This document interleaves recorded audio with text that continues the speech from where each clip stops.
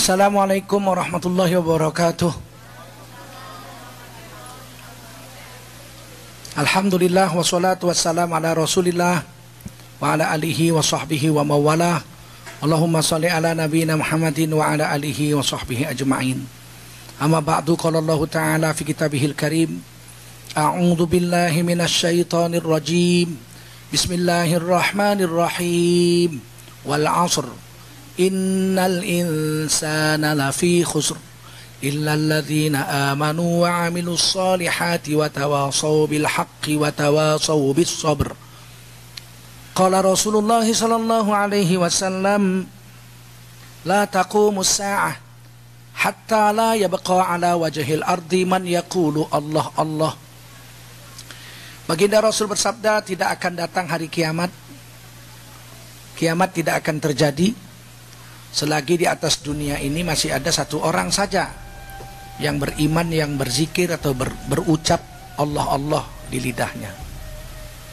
Shadaqallahul azim wa shadaqa rasuluhun nabiyul karim wa nahnu ala dzalika minasyahidin wa syakirin walhamdulillahi rabbil alamin. Bapak Ibu yang mulia, kita bersyukur pada Allah SWT. Salawat salam kita sampaikan untuk baginda Rasulullah sallallahu alaihi wasallam. Kita beruntung Bapak Ibu jadi orang Islam yang punya iman. Sebab iman itu lebih mahal dari segala macam harta yang ada di dunia ini. Saya ingin bacakan satu ayat Quran tentang harganya iman. Karena orang karena tidak tahu harganya iman, kadang-kadang menganggap enteng anugerah yang Allah berikan itu kepadanya, iman ini. Di dalam Quran surah Ali Imran ayat 91,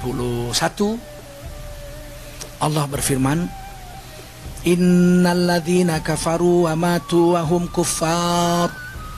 Sesungguhnya orang yang tidak percaya kepada Allah, mereka tidak beriman, mengingkari Allah.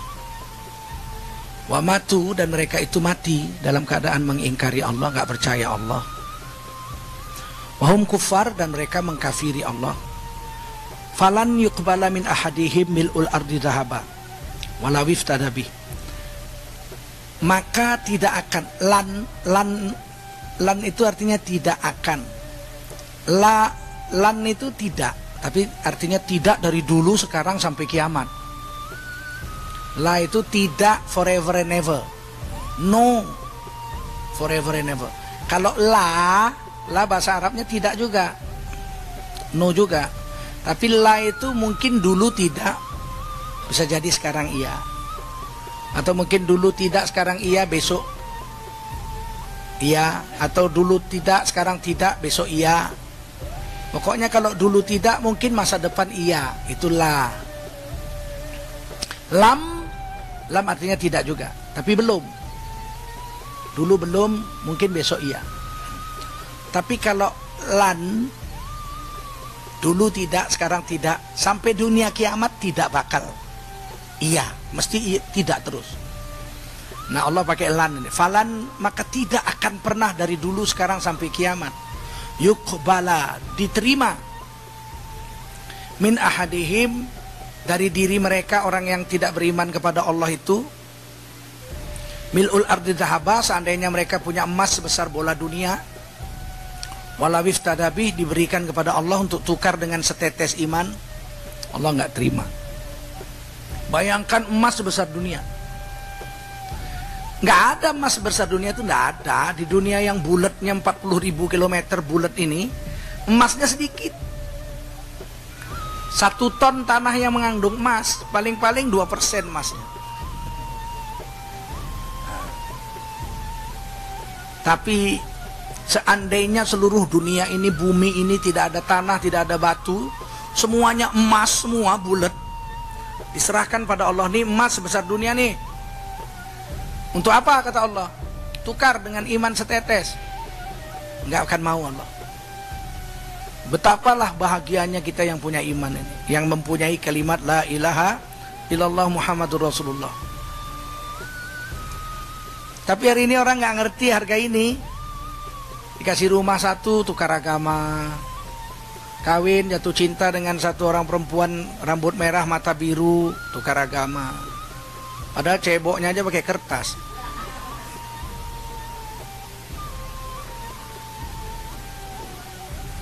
Karena nggak ngerti harganya. Oleh karena itu di Quran ditulis supaya kita mengerti harganya. Kalau kita mengerti nilainya, kita akan menghargainya. If we know the value, we will keep. We will respect it. We will keep the value. Kenapa orang hari ini mau pindah agama, tukar dari Islam yang begitu mulia? Karena nggak ngerti dia harga Islam itu, dia nggak ngerti. Ulaika lahum adzabun alim wa ma lahum min nasirin. Orang yang tidak percaya dia diciptakan oleh Allah, they do not believe that dia the creation of God Almighty, mereka akan mendapat azab yang pedih di akhirat. Wa ma lahum min nasirin. There is no one help them. Tidak akan ada yang mau menolong mereka di hari kiamat. Nah, ini surah Ali Imran ayat 91. Oleh karena itu jangan tukar iman kita dengan apapun benda di dunia ini. Jangan tukarkan agama dengan benda dunia, rugi. Tapi kita kan nggak tahu. Kadang-kadang kita ketinggalan sholat subuh, bangun-bangun udah jam 9 pagi, nggak nangis kita. Hehe, hari ini nggak sholat. Paling begitu aja. Tapi kalau televisi kita hilang, kita nangis. Mobil kita hilang, kita nangis. Padahal apalah artinya mobil dibanding dengan sholat subuh.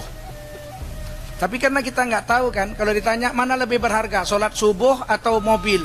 Oh, mobil dong. Mobil berapa ratus ribu dolar. Salah. Jangankan sholat subuh. Nah, itu kalau dari pola pandang agama ya.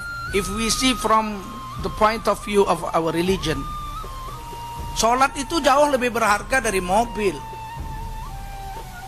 Saya baca satu hadis saja, riwayat Imam Bukhari Muslim. Raka'ataini qoblal subhi khairul laka minad dunya wa ma fiha. 2 rakaat sholat sebelum subuh itu lebih baik dari seluruh dunia dan isi-isinya. 2 rakaat sholat sebelum subuh, rakaatain qoblal subhi. If you pray 2 rakaat before subuh, before fajr, it is better than all the world. Apa iya? Oh iya, cuman nggak kelihatan, jadi orang nggak yakin. Masa 2 rakaat sholat lebih baik dari seluruh dunia isinya? Ya itu janji Rasul, hadis Bukhari Muslim. Tapi kita kan nggak yakin. Kenapa? Karena kita nggak lihat, we cannot see. Masalahnya ajrun, reward from Allah cannot be seen, nggak bisa dilihat. Jadi orang nggak yakin. Tapi saya mau beritahu, kenapa ganjaran dari Allah nggak bisa dilihat? Karena kalau dilihat, dibayar cash, nih, mau diletakkan di mana gitu? Sholat 2 rakaat sebelum subuh, dapat pahalanya sebesar dunia dan isinya, mau diparkir di mana? Where do you want to put it? Gak bisa, di halaman rumah gak cukup, sebesar bumi.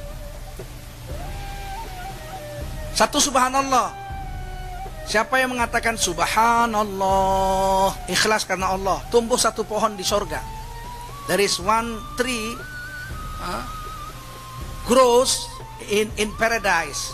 Besar badannya itu, dikelilingi oleh kuda 70 tahun gak selesai. If you have a horse, a very good horse, run away around the circle of the tree 70 years, you cannot finish. You cannot get finish. Bayangkan besarnya pohon kayunya itu.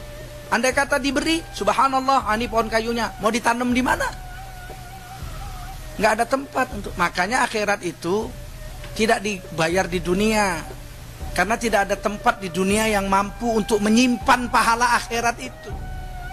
So Allah SWT prepares for us a mailbox in Jannah, in paradise. Jadi pahala itu disimpan di sebuah kotak di akhirat. Semua pahala kita itu disimpan. Ada malaikat yang ngantar ke sana, delivery. Siapa yang delivery? Angel. Habis subuh malaikat berangkat mengantarkan pahala kita, dimasukkan dalam box kita. Habis asar kembali. Makanya habis subuh, habis asar, habis subuh nggak ada sholat sunat. Mana ada sholat sunat dia subuh, habis subuh nggak ada sholat. Habis asar nggak ada sholat sunat. Itu tempat zikir, suruh zikir kita. Sebab apa? Amalan kita sedang dilaporkan ke Allah, sedang dimasukkan ke PO box kita. Nanti waktu kita mati, box itu dikunci. Karena yang ngisi udah mati toh, kunci. Nah, nanti di akhirat diambil catatannya itu, bukunya itu. Nah, disuruh baca, Iqra kitabak. Baca catatan amalmu ini seumur hidup. Kita baca. Masya Allah, udah kita baca. Ada yang kurang? Nggak ada. Semua tercatat di situ. Yang di dalam hati kita pun catat situ. Kita maki-maki orang di hati kita pun ada situ. Makanya akhirat itu tidak nampak. Tapi harus diyakini. Alhamdulillah kita punya iman dari Allah Subhanahu wa ta'ala. Only 20% from the population of the world who believes in God and Muhammad sallallahu alaihi wasallam. Hanya 1,7 miliar, 1.7 billion from 7 billion people. Dan kita, we are one of them. Alhamdulillah. Kiamat pasti datang. Kiamat itu ada dua. Kiamat kecil, kita mati. Jadi kita mati itu kiamat kecil.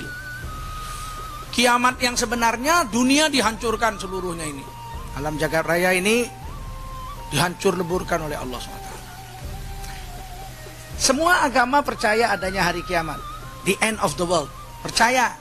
Yahudi percaya, Nasrani percaya, Hindu percaya, Buddha percaya, Islam percaya. Pelbegu pun percaya. Bahkan orang yang nggak beragama pun percaya. One day this universe will be finished.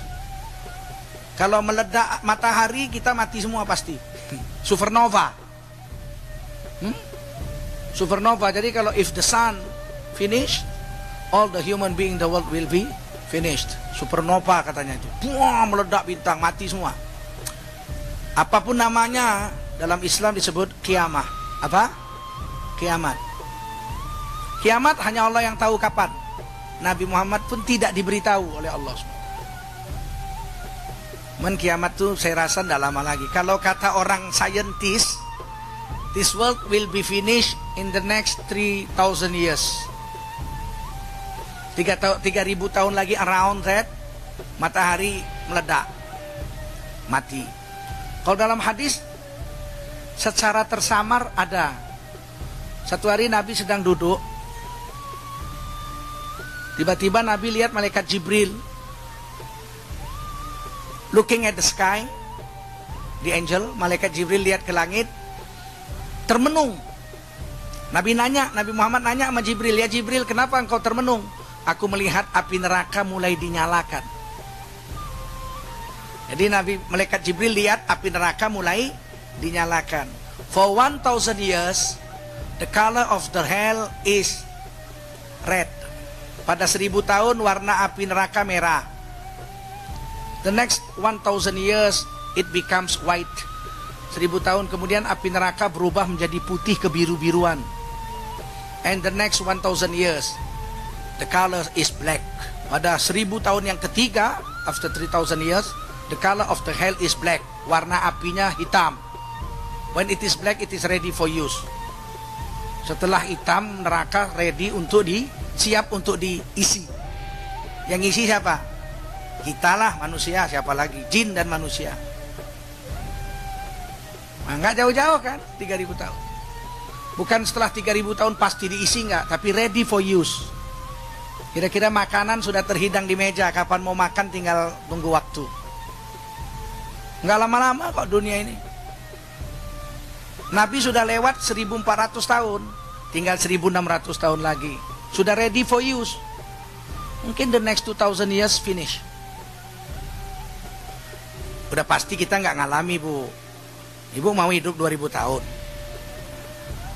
Ada bapak-bapak yang mau hidup 2.000 tahun. Nabi Musa nggak mau. Nabi Musa nggak mau. Saya nggak mau. Kalau datang malaikat maut, dia bilang, Tengku Zulkarnain, kamu umurmu tambah 100 tahun lagi. Nggak mau saya. Enak aja hidup sekarang aja udah bosen. Mau tambah 100 tahun lagi. Kurang kerjaan.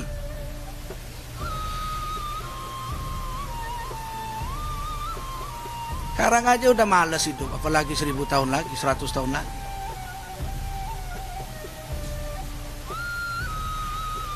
Malaikat tidak dikirim Allah untuk memberitahu kapan terjadinya kiamat.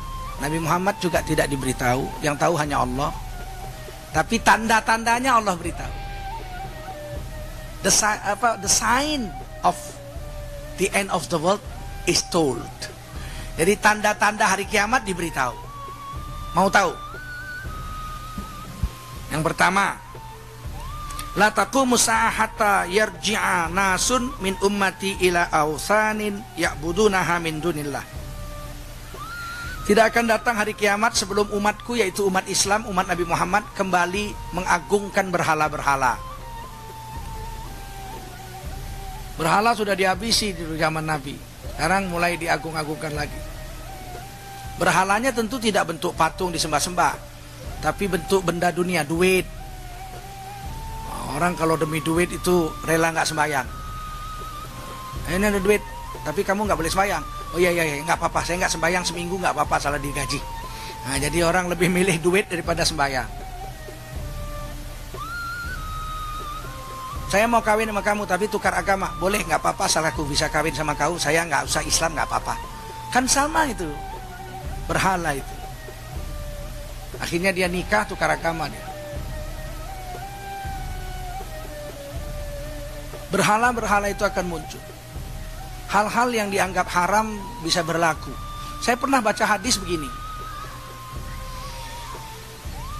Tidak akan datang hari kiamat sebelum di sekeliling Ka'bah itu di Mekah orang-orang telanjang dibiarkan.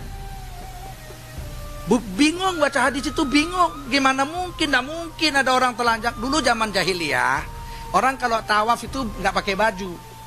Perempuan-perempuan tawaf cuma pakai celana dalam aja itu tawaf. Kalau laki-laki telanjang. Zaman jahiliyah, zaman Rasulullah, sebelum Nabi jadi Nabi, orang-orang jahiliyah itu tawaf telanjang, tepuk-tepuk tangan, ame-ame, belalang, kupu-kupu gitu. Itu ditulis di Quran, tulis di Quran. Nah Nabi, kalau itu kita sudah ngerti, sudah terjadi. Nah Nabi bersabda, nanti tidak akan datang hari kiamat sebelum orang-orang di sekitar Ka'bah itu telanjang dan dibiarkan oleh orang Islam. Itu bingung baca hadis itu, mana ngerti, saya pun nggak ngerti apa maksud hadis ini. Tidak mungkin Nabi bohong, tapi apa mungkin ada orang telanjang dekat Ka'bah dibiarin, sedangkan di Amerika aja orang telanjang ditangkap sama polisi, ya kan? Kan bingung itu, nggak ngerti saya, lama saya nggak ngerti hadis itu. Biarin aja, nggak ngerti nggak apa-apa, tapi sudah dibaca kan. Satu hari Allah beri ngerti. Ilmu ini kalau kita sangka baik dengan hadis dan Quran, kita belum mengerti artinya, diam aja. Nanti satu hari Allah kasih, Allah beri kepahaman. Satu hari saya naik haji dengan bapak angkat saya yang punya asuransi Indonesia Amerika. Kami nyewa apartemen Hilton 3 kamar, bisa masak, dia dengan anaknya, saya. Jadi saya pesan dengan beliau, jangan hidupkan televisi. Sayang Pak, kita di sini cuman 3 minggu, nonton televisi kan rugi selama di Masjidil Haram. Iyalah, dia tidur kamar lain, saya tidur kamar lain, anaknya tidur kamar lain. Malam-malam dia menjerit, saya dipanggil, Tengku. Saya pikir apa sakit, apa dicekek hantu begitu ya. Jadi saya loncat dari kamar, saya lihat tuh, dia tunjuk televisi. Perempuan telanjang lagi berenang. Perempuan telanjang lagi berenang. Astagfirullah, udah mati. Itu kan udah saya bilang jangan hidupin TV Pak. Terus dia bilang ini kan Masjidil Haram. Masa ada TV beginian di Indonesia aja nggak ada televisi beginian. Terus saya waktu itu nangis tuh, ya Allah, sadaqa Rasulullah, benarlah Rasulullah, tidak akan datang hari kiamat sebelum ada orang telanjang di sekitar Ka'bah dan dibiarkan. Diberi izin oleh pemerintah Saudi, parabola ditandatangani oleh Mufti Mekah Abdullah bin Bas, boleh parabola. Iran menolak waktu itu, boleh teken. Malaysia menolak, boleh teken. Saudi tanda tangan. Kenapa? Karena dia buta. Abdullah bin Bas kan buta.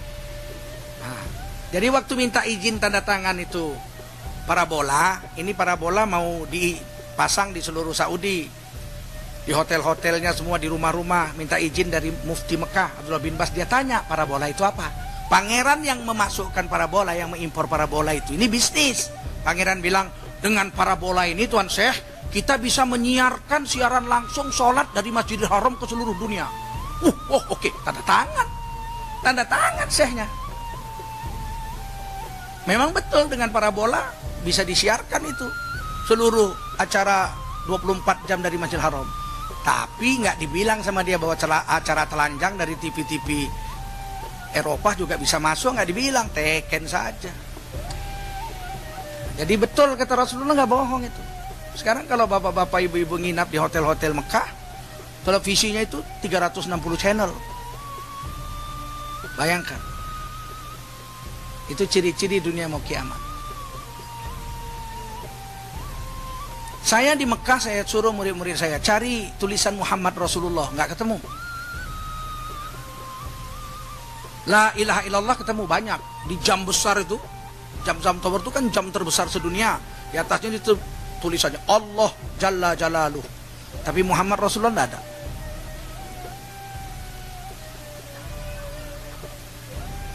Ini ciri-ciri dunia mau kiamat.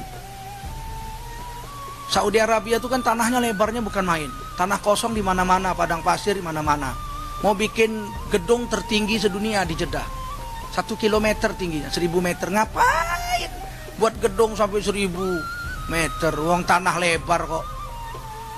Sebelumnya dibuat oleh Dubai, 1000 meter kurang sedikit. Al-Buruj. Nah, itu pun ada di dalam hadis, nanti kita baca. Tidak akan datang hari kiamat sebelum orang-orang Badui Arab miskin yang nggak punya sepatu, nyeker. Sebelum datang hari kiamat, sebelum orang-orang Badui yang miskin itu membuat gedung-gedung pencakar langit. Makanya sebagian orang Badui yang soleh-soleh, waktu dibikinkan apartemen oleh Raja Saudi, menolak untuk tinggal di apartemen.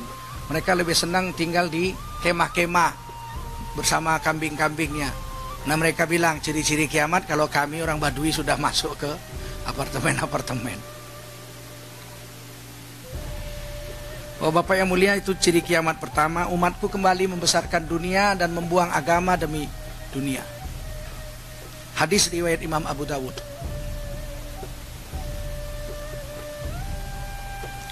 Yang kedua riwayat Imam Abu Dawud juga. Inna baina yadayya sa'ah fitanan. Mendekati hari kiamat akan muncul fitnah-fitnah, cobaan-cobaan. Ka'annaha qita'ul laili muzlim. Seperti datangnya potongan-potongan malam yang gelap gulita, silih berganti. Yusbihur rajulu mu'minan wa yamsi kafiron. Ada orang pagi-pagi hari beriman, malam kafir. Wa yumsi mu'minan wa yusbihu kafiron. Ya, malamnya beriman, pagi kafir. Ini payah mengapakan hadis ini, tapi saya pernah dengar itu. Di Malaysia ada tempat judi namanya Genting Highland. Khusus memang untuk judi, orang ke situ main judi. Kalau di sini dia Las Vegas. Itu Genting Highland, jalan ke sananya satu. Oh, naik belok ke atas bukit ada Genting Highland. Memang Highland lah, di tanah tinggi, dingin, sejuk. Ada tempat judi. Di pintu masuknya itu ditulis Muslim no entrance. Muslim tidak boleh masuk. Tapi orang Islam banyak sekali di dalam itu. Ini bisa menyebabkan murtad, Mas. Kalau sudah ditulis gitu, Islam dilarang masuk. Kita tahu kita orang Islam. Kita tahu orang Islam dilarang. Terus kita masuk aja, peduli amat. Kalau kayak masuk kenapa? Berarti kita kan seolah-olah masuk situ menanggalkan keislaman kita. Islamnya saya tinggal, saya masuk aja. Ntar keluar Islam lagi. Kalau mati di dalam,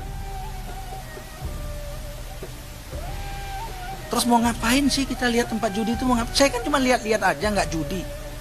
Loh, lihat-lihat aja ngapain? Orang udah judi itu udah jelas haram.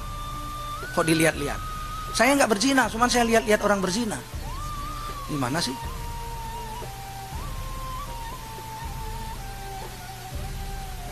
Ini bakal terjadi. Malamnya tahajud nangis-nangis, paginya pergi ke pantai lihat orang mandi. Ya kan? Paginya nangis-nangis sholat Jumat, malamnya striptis. Dan ini akan terjadi, orang nggak peduli aja gitu. Terserah gue dah gitu. Hidup harus dinikmati. Nah, itu ciri-ciri kiamat. Yang paling ngeri orang yang bertahan beramal soleh dianggap orang aneh. Itu hadis lain, hadis Muslim. Innal Islama bada'a ghariban wa yasa'udu ghariban fatuba lil ghuraba. Islam ini datang mula-mula aneh dan ganjil dirasa orang zaman itu. Zaman itu orang sama perempuan gak ada harganya. Perempuan itu kalau mau dinikahi, mau diceri, mau dijual, mau dibunuh. Waktu zaman jahiliyah perempuan gak ada artinya. Kalau mati pun gak dapat hak untuk warisan. Perempuan zaman Rasulullah waktu belum jadi nabi gak ada harganya. Bahkan sebagian masyarakat jahiliyah itu kalau main judi bukan pakai kartu, pakai perempuan. Perempuan hamil itu perempuan hamil tuh. Anaknya laki-laki apa perempuan? Laki-laki, taruhan, kumpul duit. Perempuan, kumpul duit. Udah kumpul, perempuan tuh diambil, dibawa tempat sepi, dibelah perutnya. Ya, keluarin anaknya. Nggak ada harganya. Tiba-tiba datang Islam, kata Nabi, perempuan itu surga di bawah telapak kaki ibu. Waduh, aneh sekali. Kan aneh dirasa orang kayak petir di siang bolong. Katanya lagi seorang wanita kalau kau mau nikahi, sunat dilamar dulu, khitbah. Sunat dilamar dulu. Bahasa Inggrisnya apa namanya?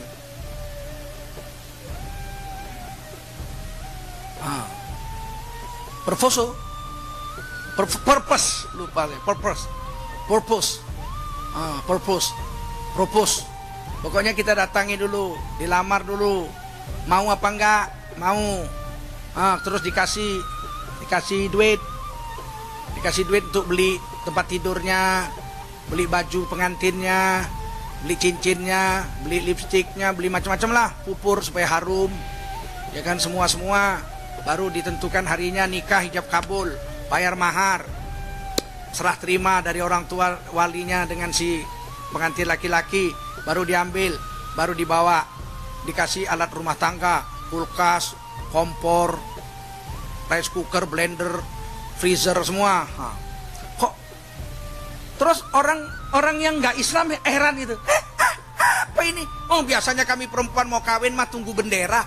Orang jahiliyah waktu itu kalau mau kawin tunggu bendera. Ini rumah, ada anak gadisnya yang sudah cukup umur, bapaknya masang bendera depan rumah. Kalau ada bendera, anak laki-laki di kampung itu langsung meniduri anaknya, disediakan kamar di depan. Ditidurin, gantian, siapa aja boleh. Nanti setelah hamil baru benderanya diturunkan. Stop, udah hamil. Tunggu anaknya lahir. Udah lahir lihat wajahnya macam siapa ini? Wah, ini macam si Joko. Joko, sini, ini anakmu ini. Bawa pulang, mirip kan? Ya udah bawa pulang. Ini istrimu, ini anakmu, bawa pulang. Enak banget. Tiba-tiba harus dilamar, harus begini. Aneh sekali Islam ini. Wasayaudu ghariban, Islam nanti menjadi aneh lagi di akhir zaman. Orang udah biasa datang ke rumah perempuan. Assalamualaikum om. Waalaikumsalam. Susi ada om? Susi mana? Susi anak om? Ada. Saya mau pergi nonton sama anak om. Permisi om. Dadah. Diberi, dinikahi belum, diajak nonton. Dan semua udah begitu. Malam minggu semua anak gadis diambil orang. Tiba-tiba ada satu orang yang mengatakan, tidak bisa kamu bawa anak saya sebelum kamu nikahi. Apa kata orang? Aneh ya, ini bapak yang satu ini kolot banget nih. Yang lain kagak kayak dia nih, dia sendiri nih. Orang yang menegakkan agama di akhir zaman kembali menjadi aneh. Fatuba lil ghuraba, sungguh beruntung orang yang aneh. Ditanya siapa orang yang aneh di akhir zaman? Alladzina yasluhuna inda fasadin nas. Waktu orang udah rusak, dia masih bertahan dengan amal solehnya. Ini orang pasti di akhir zaman dibilang orang aneh.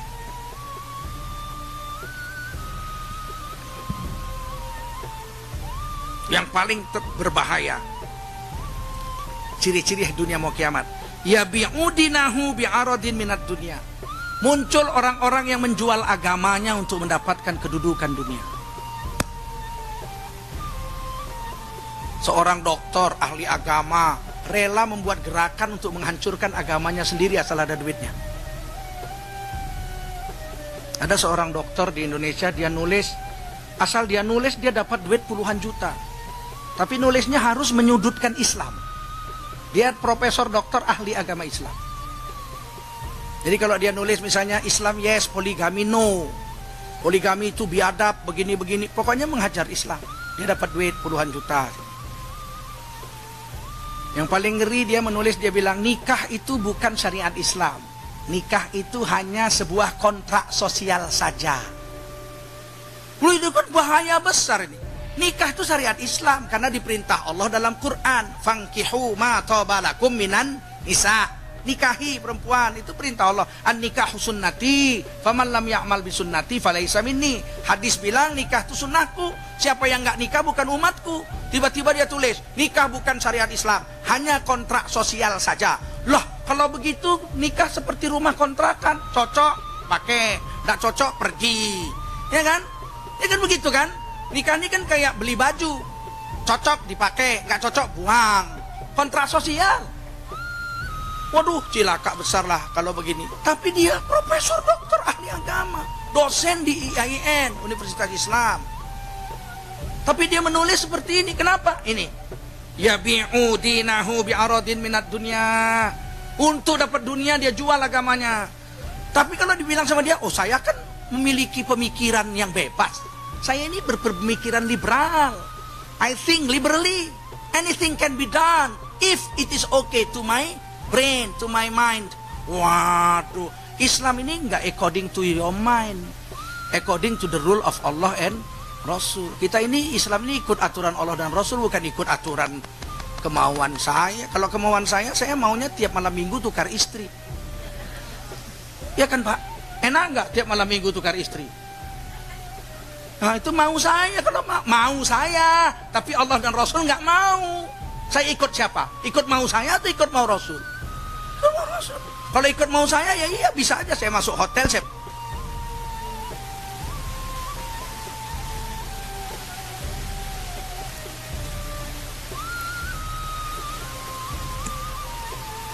Kalau saya mau kan saya tinggal telepon aja. Hello Nancy, hello, come here. Yes, I am waiting for you. Room 234, ya kan? City Hotel. Saya bilang, Nancy, yes, I marry you now with $300 till dawn time. Till dawn time. Allah is your wali and Kiraman Katibin as the witness. Kata Nancy, yes, I accept your man. Tidurlah kan, azan subuh bubar. Bayar aja uang ceramah aja, kasih ke sana. Susah. Terus malam minggu depan saya telepon lagi. Hello Jenny, how are you? Fine. I am waiting for you in my hotel. Datang lagi, hey Jenny, I give you $500 as a dowry for you. I marry you. Allah Subhanahu Wa Taala is the wali and the witness is Kiraman Katibin. I accept your dowry. Kawin lagi for one night. Next day, I telepon another lady. Enak kali begitu kata orang Medan. 52 minggu, 52 istri. Yang hitam, yang putih, yang coklat, yang Meksiko, semua seluruh. Setahun saya bisa 52 istri. Yang pesek, yang pancung, yang gendut, yang kurus, yang kecil, yang gede. Nafsu saya terpuaskan. Itu pun enggak sebenarnya. Kata Nabi, orang yang mengikuti nafsu seperti menghidup air laut. Orang yang mengikuti nafsu seperti meminum air laut. Makin diminum makin pahit, makin diminum makin pahit, dan dia semakin haus.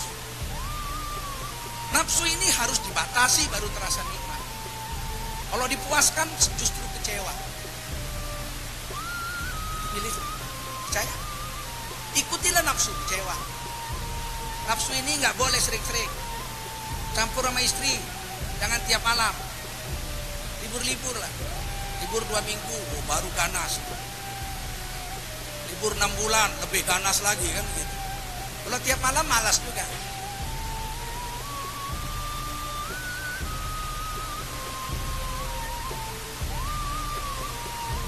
Nah, nggak ada orang tiap malam mau, nggak ada.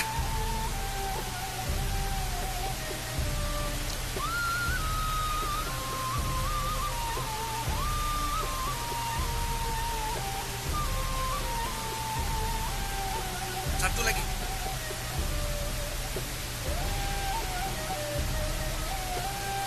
Seorang Arab Badui datang sama Nabi nanya, mata sah, kapan hari kiamat? Dan Nabi kita Duyi'atil amanah fantadhirus sa'ah. Apabila amanat sudah dikhianati orang, tunggulah kiamat pasti akan datang. Jadi kalau orang sekarang ini banyak cari-cari amanah, tapi amanah disia-siakan. Mari ibu nyumbang bu, melalui saya akan saburkan kepada anak yatim. Ibu nyumbang semua, anak yatim saya kasih 30%, 70%-nya biaya. 70%-nya biaya saya, biaya istri saya, biaya anak saya. Oh, hancur agama gara-gara ini. Maka hati-hati amanahnya. Kaifa itu'atuha. Orang ini tanya lagi, bagaimana hilangnya amanat itu ya Rasul? Idza wussidal amru ila ghairi ahlihi fantadhirus sa'ah. Kalau urusan diserahkan pada bukan ahlinya, tunggulah kiamat datang. Jadi orang yang enggak ahlinya, bukan orang yang ahli agama, diserahin urusan agama, hancurlah. Bukan orang yang ahli ekonomi diangkat jadi menteri ekonomi, salah kan? Bukan orang yang harusnya nggak jadi presiden diangkat jadi presiden, hancurlah. Dulu udah coba itu, Wali Songo udah bikin cerita wayang, di Petro jadi ratu, remuk istana dibikin. Taman bunga dicangkol, dipacul, diganti sama kebun singkong. Itu apa bunga nggak ada manfaatnya, yang manfaat singkong. Mana ada raja makan singkong? Yang makan singkong Petro. Sialah kalau bukan ahlinya.